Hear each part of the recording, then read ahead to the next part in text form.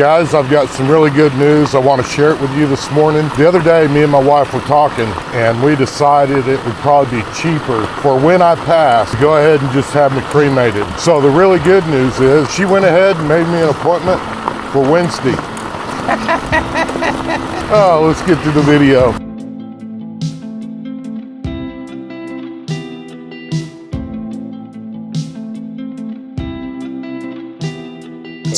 For transparency reasons, a month and a half ago, me and my buddy started talking about getting an e-bike for hunting. You guys know that we're an outdoor channel. We love hunting, fishing, camping, photography, anything that'll get us outside so that we can play. So after a lot of, hours and hours of watching video reviews on the different bikes, the one that kept coming up was puckipuppy, the bike that we ultimately ended up buying. Long story short, as you guys know, we did order 2 of them, and then we have been extremely active over the last month on the puckipuppy owners group. Now, there has been some controversy on that group regarding Temu Amazon orders versus ordering directly from puckipuppy's website. I have not been involved in any of that. We ordered our bikes from puckipuppy's website. I'll just tell you straight up, that's where we got them from. But during that process of, let's just say, 30 days, I kept seeing videos where guys are getting these bikes for free from puckipuppy. They're doing reviews on them, and the bikes are not even set up properly. So I thought to myself, hey, I'm gonna ask them if they'd be interested in partnering with us here on our little YouTube channel. I never have gotten a reply. So to me, just like the old rock song goes, no answer, still an answer. I get it, I'm a nobody, and I don't need to be anybody, but what my video is about today. So we've got 2 new groups that I'm excited to tell you about. One of them is going to be a veterans and first responders e-bike group, and then the other one is going to actually be a puckipuppy owners group. The difference between our puckipuppy owners group, we're not going to censor anything. And when I say we're not going to censor anything, just like I told you at the beginning of this video, full transparency. And that means that I told you up front, hey, I reached out to them and said, hey, I'm getting tired of seeing people doing reviews on your bike that don't even have the bike set up properly for them. I've got experience with mountain bike. Even though I'm new to e-bike, you still set up a bike the same way because the word bike makes them the same. If you guys watched our most recent video, I actually told you I've been, for lack of better words, I'm just going to call it disciplinary action. And again, all I've done is try to help others, and that's going to be my goal. One of the things that I believe to be hugely important when you're talking about e-bike, if you guys remember when Apple came out with their first iWatch, what was the #1 complaint that people had with that activity watch on the wrist? It wasn't waterproof, right? People were washing their hands in the sink and their watch would quit. Anybody who accidentally forgot they had their watch on and jumped into a pool, and I even heard some cases where people were taking a shower, their watch quit working. The reason I'm bringing that up is because if you get to watching all the videos where people are doing reviews on these bikes, nobody's talking about that. We recently had a post on this group, the other group, where a guy's son washed his bike after a ride using the water hose or whatever, and almost everything on his bike quit working, the best I can tell from reading the post. But I think that's something that we can all work together and make some of these companies aware of some of the problems. With the technology the way it is, I think it's something, if you're going to spend your hard-earned money, it ought to be mentioned at least in some of the videos. And the more I have thought about it, your average person that's getting these bikes for free, your average person's doing a one-and-done video. They're highlighting all essentially the technical specs of the bike, doing some really fun B-roll, and the waterproofness, which to me is key, is just glossed over. Now, with that said, I want you to be aware there are bike companies that are selling e-bikes specifically to hunters that cost upwards of $4 or $5 grand and more, and their bikes are essentially the same, IPX4, IPX5, which means that they're splash proof, they're okay to be out in the fog, and or light mist. That's a good shy away from waterproof, a long ways away. Now, something else that we need to talk about and get this out in the open real quick. I do not bash companies and never have, and I'm not going to start now. And the new group is not going to be a place that we can go and bash other companies. But if there's an issue or a known issue that you would like to share and let others know about, I think that's more than fair, because at the end of the day,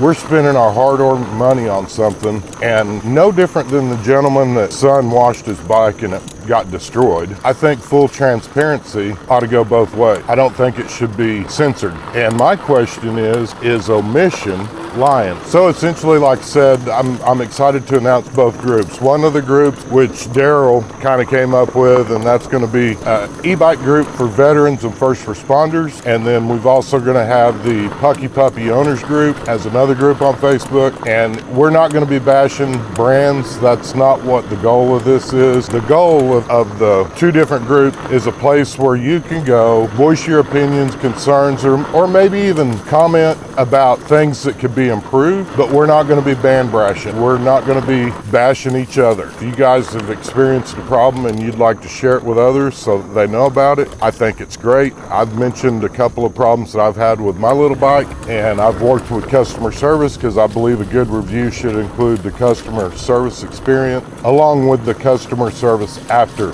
the sale. I've been blessed and had a good experience. Are there things that I would change on this bike? Absolutely. And I even mentioned that I had sent puckipuppy a couple of messages. To be honest with you, I think I probably offended them or aggravated them by asking if they would like to be a partner on our little YouTube channel. Well, the more I think about it and the one and done videos that a lot of people are doing, if you're a manufacturer, you want somebody to highlight your bike. You don't necessarily want somebody doing long-term reviews or any of that, potentially. And then lastly, while we're talking about waterproof and lack of, did you guys notice this screen cover up here? Let me pull over. I'm going to show you this. It's kind of cool. So I'd already been thinking about this prior to the guy talking about his son washing his bike. So I thought, hey, why couldn't we make a 3D printed cover that would cover this up and maybe help protect it from rain, because the screen is one of the things that is not waterproof. Comment down below and let me know what your thoughts are. Is that something you'd be interested in? Because I haven't decided if I'm going to go to production with this at all, but if you guys are interested in one of these, comment down below, let me know. I'll even take it a step further. What would you pay for one of these? I'll kind of show you on this particular one. I don't have any protection underneath this, so if it was to get rained on, it should hit this and either go down backwards or go down this way with the rain, water, whatever. Maybe even mud if you're out hunting. And to be honest with you, I don't need the screen. Everybody that does a review on this bike, their number one complaint or their con is the screen ain't bright enough. I honestly don't care. I'm not looking at the screen when I'm out looking for wildlife. If you guys are hunters, you don't want a bright screen blinding you when you're going in early or coming out late after the sun's down. You don't want a bright screen. It's going to blind you. You're not going to be able to see. Now, for you guys that are owners of these bikes who are riding them more for what they're designed for as opposed to hunting, then yeah, you probably want to go in here. You can actually adjust the brightness on this, and I'm not certain why nobody's talked about that in their videos, but the bike ships with like 80% brightness, so if it's too dim for you, go inside and make it brighter. But anyways, I'm thinking if I put a piece of leather on this side, it would be soft against the face of your screen so that it's not potentially scratching it or whatever.